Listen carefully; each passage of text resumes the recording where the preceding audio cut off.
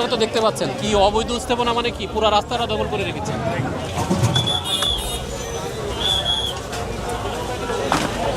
এই গেট কি রাস্তার উপর দেওয়া যায়? রাজধানীর যানজট মুক্ত করতে ডিএমপির অ্যাকশন। ঢাকার ভেতর থাকা সকল অবৈধ আন্তজেলা বাস কাউন্টার আগামী 7 দিনের মধ্যে সরিয়ে নেবার নির্দেশ দিয়েছে ঢাকা মেট্রোপলিটন পুলিশ।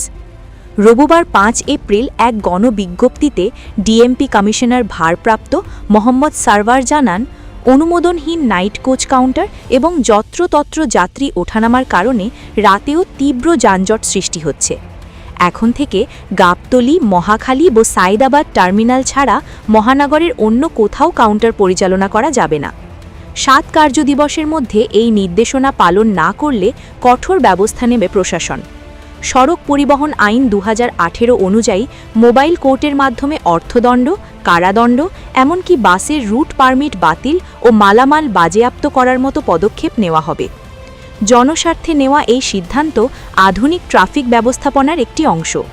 একদিকে জ্বালানি সংকটে বাস চলাচল সীমিত করার পরিকল্পনা, অন্যদিকে অবৈধ দখল উচ্ছেদ। সব মিলিয়ে ঢাকাকে সচল রাখাই এখন মূল লক্ষ্য।